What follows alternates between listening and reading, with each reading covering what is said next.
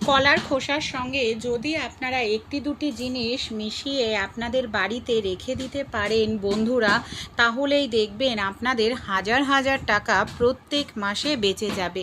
কারণ আমাদের বাড়িতে যে মশার উৎপাত আমাদের সহ্য করতে হয়, সেই সঙ্গে রয়েছে ইঁদুর, আরশোলা, টিকটিকির উৎপাত।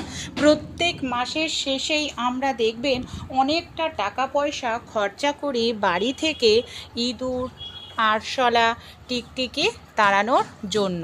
কিন্তু আমরা যদি কিছু ঘরোয়া রেমেডি অ্যাপ্লাই করি, এই ধরনের যে ছোট ছোট পোকামাকড়গুলো আমাদের বাড়িতে উৎপাত করে, যাদের জন্য আমাদের শরীরে ভয়ঙ্কর রোগ ব্যাধি বাসা বাঁধে, সেই সব পোকামাকড়গুলোকে তাড়িয়ে ফেলতে পারবো। এমনকি আমরা মশা মারার তেল, কয়েল, ধূপকাঠি কিনে নিয়ে আসি বাজার থেকে, তাতে অনেকটাও টাকা খরচা হয়। তাই একবার এই রেমেডিটি আপনারা ট্রাই করে দেখুন। কোনো রকম কেমিক্যালের ব্যবহার করতে হবে না, হাজার হাজার টাকাও আপনাদের খরচা করতে হবে না, কারণ একদম সহজ একটি ঘরোয়া রেমেডি আমি আপনাদের সঙ্গে শেয়ার করব। ভালো লেগে থাকলে অ্যাপ্লাই করলে আশা করছি আপনারাও উপকার পাবেন। কলা খাওয়ার পর কলার খোসাটা ফেলে দিই। এখানে আমি কলার খোসাটাকে দেখুন এরকম ছোট ছোট টুকরো করে নিলাম। এখানে আমি একটি কলার খোসা ব্যবহার করছি, আর কলার খোসাটাকে আমাদের এরকম ছোট ছোট করে টুকরো করে নিতে হবে, তাহলেই এর মধ্যে থাকা নিউট্রিশনটা ভালোভাবে বের হবে। তারপর আমরা কি করব চলুন দেখে নিই। একটি বড় পাত্র এখানে আমি নিয়ে নিয়েছি। বড় পাত্রের মধ্যে আমি কেটে রাখা কলার খোসাগুলোকে দিয়ে দিচ্ছি। সেই সঙ্গে এখানে দেখুন আমি ব্যবহার করছি বন্ধুরা 1 গ্লাস পরিমাণ জল। যদি জলের পরিমাণটা বেশি দিতে চান তাহলে অন্যান্য জিনিসও কিন্তু আপনাদের বেশি পরিমাণে দিতে হবে, তাই সেই জিনিসটা খেয়াল রাখবেন। এখানে 1 গ্লাস জলের জন্য একটি কলার খোসাই যথেষ্ট। এবার আমরা কি করব, কলার খোসাটাকে লো ফ্লেমে 3 থেকে 4 মিনিট খুব ভালো করে আমাদের ফুটিয়ে নিতে হবে। এইভাবে দেখুন ভালোভাবে ফুটলে লো ফ্লেমে কলার খোসার যে উপকারিতা গুণ সেটা জলে ভালোভাবে মিশবে। তারপর আমরা গ্যাসটাকে বন্ধ করে দেব, আর এটাকে ভালো করে ঠান্ডা করে নিতে হবে। যেহেতু এখনও প্রচণ্ড গরম রয়েছে, এতটা গরম কিন্তু এটা ব্যবহার করা যাবে না। ঠান্ডা হওয়ার সময় আমরা আরও একটি মিশ্রণ তৈরি করে নেব। এখানে দেখুন আমি নিয়ে নিয়েছি বন্ধুরা ডিটারজেন্ট পাউডার। আমাদের প্রত্যেকের বাড়িতেই কিন্তু ডিটারজেন্ট পাউডার থাকে, বেশি নয় 1 চামচ পরিমাণ মতো নিলেই কিন্তু হয়ে যাবে। ডিটারজেন্ট পাউডারের মধ্যে এখানে আমি দিয়ে দেব 1 চামচ পরিমাণ মতো লেবুর রস। পাতিলেবুর রস এখানে 1 চামচ পরিমাণ দেওয়ার পর খুব ভালো করে এখানে আমাদের এটাকে মিশিয়ে নিতে হবে। খুব সুন্দর করে এটাকে আপনারা এইভাবে মিশিয়ে নিন। তারপর কি করব, আমরা এখানে নিয়ে নেব কর্পূর। পুজোতে আমরা কর্পূর ব্যবহার করি, প্রত্যেকের বাড়িতেই থাকে। আর কর্পূর কিন্তু ঘরের নেগেটিভ এনার্জি দূর করতে সাহায্য করে, পোকামাকড়কেও তাড়াতে সাহায্য করে ঘর থেকে। এবার সব উপকরণ দিয়ে ভালো করে মিশিয়ে নেওয়ার পর এখানে আমি নিয়ে নিয়েছি পেঁয়াজ। পেঁয়াজের গন্ধ এতটাই স্ট্রং হয়, বাড়ির থেকে খুব দ্রুত তাড়াতাড়ি আরশোলা তাড়ায়, টিকটিকি এমনকি মশা তাড়াতেও সাহায্য করে। আগেকার দিনের মা ঠাকুমারা কিন্তু এই পদ্ধতিটি অ্যাপ্লাই করেই আমাদের ঘর বাড়ির যে মশা মাছি অন্যান্য পোকামাকড়কে দূর করত। কিছুটা পরিমাণ পেঁয়াজ কেটে নিয়েছি এখানে আমি। এখানে 1 চামচ পরিমাণ মতো পেঁয়াজের পেস্ট হলেই হয়ে যাবে। আপনারা চাইলে এটাকে ভালো করে একটু থেতো করেও কিন্তু নিতে পারেন।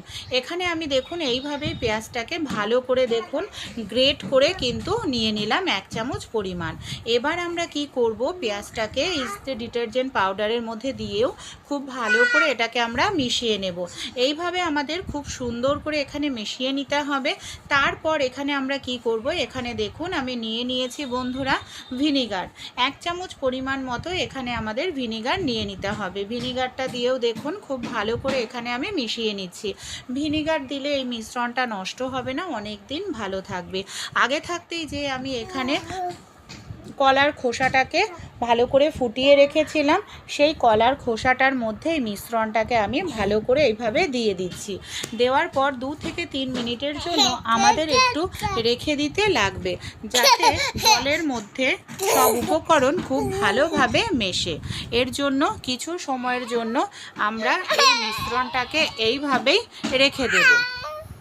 এখানে আমি এবার ছাঁকনির সাহায্যে এই মিশ্রণটাকে ভালো করে একটু ছেঁকে নিচ্ছি। ছেঁকে আবারও ভালো করে একটু মিশিয়ে নেব।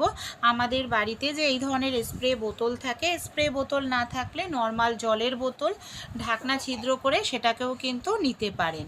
তা আমার এখানে স্প্রে বোতল ছিল, তার মধ্যে মিশ্রণটা ভরে নিলাম।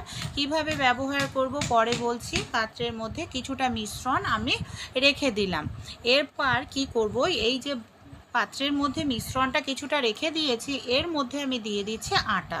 যে আটার আমরা প্রত্যেক দিন রুটি তৈরি করে খাই, সেই আটা দিয়ে ভালো করে এখানে আমাদের মিশিয়ে নিতে হবে। মিশ্রণটা খুব শক্তও না, খুব নরমও না।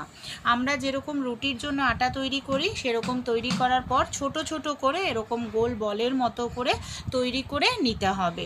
আপনাদের বাড়িতে ইঁদুর আরশোলা টিকটিকি কেমন আছে সেই হিসাবে গোল বলগুলো তৈরি করবেন।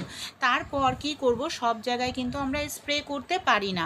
বিশেষ করে আমাদের রান্নাঘরে বাসনপত্র থাকে, সবজির ঝুড়ি, ফলের ঝুড়ির আশেপাশে একটি করে বল আপনারা দিয়ে রাখুন। দেখবেন ইঁদুর আরশোলা টিকটিকি বাড়িতে আসলে অবশ্যই এটাকে খেয়ে নেবে। গ্যাসের ওভেনের ওপর, গ্যাসের ওভেনের নিচে, এমনকি ডাস্টবিনের আশেপাশেও রাখবেন। যেখানে এঁঠো থালা বাসন রাখেন সেখানেও এক একটি করে বল দিয়ে রাখবেন। দেখবেন ইঁদুর যখন খাবে, ইঁদুর খাওয়ার পর আর কখনোই সেখানে কিন্তু আসবে না। বন্ধুরা অবশ্যই একবার ট্রাই করে আপনারা দেখতে পারেন, ইঁদুর নয় আরশোলারও উৎপাত কমে যাবে। আর যেই সব জায়গাতে লুকিয়ে থাকার সম্ভাবনা মশা, আরশোলা, আমাদের ফার্নিচারের পেছন দিকটা, ফার্নিচারের আশেপাশে, সব জায়গাতে আমরা কি করব, প্রত্যেক দিন একবার করে স্প্রে করব। মিশ্রণটা কিন্তু স্প্রে করতে হবে যেখানে ড্রেন রয়েছে, বেসিন, সিঙ্কের নিচের দিকটা, সোফার নিচে যেখানে মশারা লুকিয়ে থাকার সম্ভাবনা, সেই সব জায়গাতে আপনারা প্রত্যেক দিন স্প্রে করুন। এর গন্ধের কারণে দেখবেন কত দ্রুত তাড়াতাড়ি বন্ধুরা মশারা তো পালাবেই, সেই সঙ্গে টিকটিকি আরশোলাও সেই জায়গাতে লুকিয়ে থাকতে পারবে না। ঘরোয়া রেমেডি, কোনো রকম ক্ষতিকর নয়, অবশ্যই ট্রাই করে দেখুন। আর এর জন্য অনেকটা টাকা পয়সাও খরচ হবে।